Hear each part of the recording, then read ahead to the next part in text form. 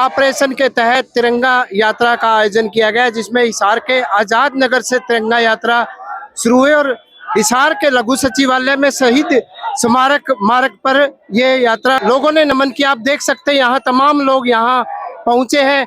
राज्यसभा सांसद किरण चौधरी, रणवीर गंगवा विधायक सहित तमाम जो नेता गण यहाँ पहुंचे और लोग भी यहाँ पहुंचे। आप देख सकते हैं यहाँ चढ़कर इन्होंने ऊपर जाके शहीदों को नमन किया है। कि आपको बताना चाहूंगा, जो हमारे देश के पाकिस्तान जो इस सिंदूर ऑपरेशन में शहीद हुए थे, उनको नमन करने के लिए और श्रद्धांजलि देने के लिए आज कार्यक्रम का आयोजन किया गया है। तो ऐसे में एक जो तिरंगा यात्रा में भाग लेने वाले आए, तो क्या कहेंगे जी आज की तिरंगा को यात्रा को लेकर?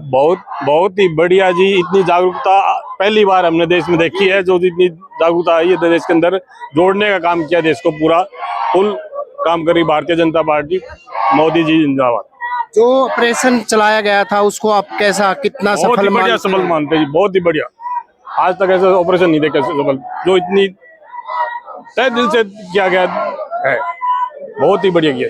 तो और लोगों से जुड़ने की कोशिश करेंगे, एक बार बातचीत करते हैं आपसे कि जो ऑपरेशन सिंदूर चलाया गया इसके तहत आज श्रद्धांजलि भी दी गई है, क्या कहेंगे आज? मैं साहब ये कहना चाहता हूँ कि ये तो मैं उन 88 से मई 88 से लेके और 91 तक तंगधार में था। मैं कुपवाड़ा से पीछे आगे 104 इन्फेंट्री ब्रिगेड, उसको चटनी ब्रिगेड भी बोल देते हैं, जहाँ से ब्रह्मोस दागी गई पाकिस्तान में, और वो हमेशा चटनी बना देता था पाकिस्तान उस ब्रिगेड की। लेकिन आज हमारे देश की सरकार मजबूत होने के कारण तंगधार से और पाकिस्तान की चटनी बनाई गई है, इस्लामाबाद तक टारगेट किया गया है।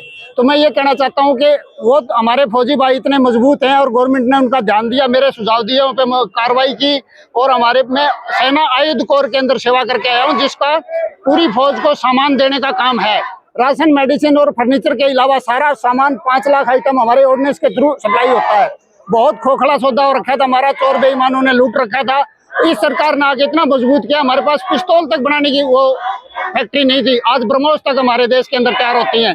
और उग्रवाद का ये समझ लो कि खात्मे की शुरुआत हो गई है, अभी उग्रवाद की खैर नहीं है। हमें क्या करना चाहिए? सिविल एडमिनिस्ट्रेशन को, सिविल पॉपुलेशन को, पुलिस को और गांव वाले लोगों को।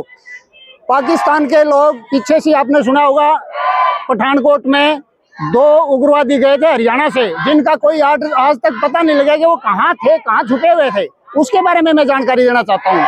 गांव से दूर, समाज से दूर पूजा स्थल मंदिर है, जैसे सातरोड के मंदिर में 1983-84 के अंदर एक पंडित जी पकड़ा गया था, जो पाकिस्तान का ISI का अफसर था।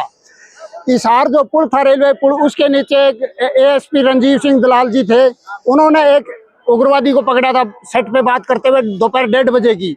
ऐसे टाइम पे जब पब्लिक सोती है, ऐसी जगह जहां पब्लिक नहीं जाती है, उन जगह का हमने ध्यान करना है। सुरक्षा का मेन कारण वो है, यदि लड़ाई लगी तो वहां से ब्लास्ट होंगे, वो पीछे से पीठ में से गोली मारने का काम करेंगे। इसलिए हमें चाहिए पुलिस प्रशासन को साथ लेकर के, जो भी पॉइंट है जहां दोपहर को सोने के टाइम में या सवेरे 3 बजे से लेकर दिन निकलने तक का टाइम है, ऐसे टाइम में उसकी जांच पड़ताल की जाए और उनका सफाया किया जाए, उनकी गहराई। उनके पास हथियार भी मिलेंगे, उनके पास रेडियो सेट भी मिलेंगे। पुलिस प्रशासन को साथ लेकर के ही कार्रवाई करें। मैं बार बार इस विषय पे पुलिस से मिलता रहता हूं और अपने उनको सचेत करता हूं। तिरंगा यात्रा में एक और युवक, आप ये बताएं कहाँ से आए हैं और जो आज तिरंगा यात्रा में आपने भाग लिया है, किस लिए, कितने लोगों को आप शहीदों को नमन भी किया है, कौन कौन नेता लोग? मैं मनजीत शर्मा, गाँव मिर्जापुर से हूँ।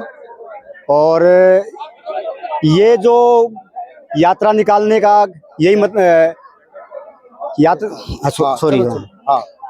यात्रा निकालने का यही मकसद है कि हम सेना को ये बताना चाहते हैं कि आप आगे बढ़ो और हम आपके साथ हैं।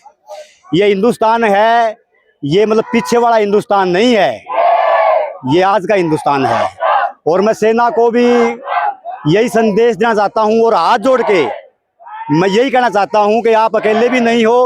वैसे तो हमारी सेना भी मतलब कमजोर नहीं है, मैं सेंटेंस को ऐड कर रहा हूं कि हमारी सेना भी मतलब कम नहीं है।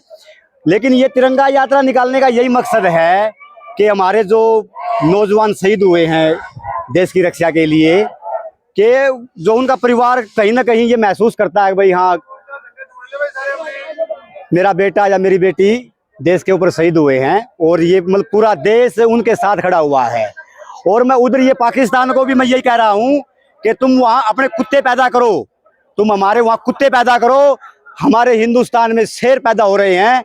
और क्या ये मतलब एक जन्म नहीं है, जब तक ये दुनिया रहेगी ये हिंदुस्तान का तिरंगा ऐसे ही लहराता रहेगा, और पाकिस्तान को धूल चटा देंगे, ये दिमाग में रखना।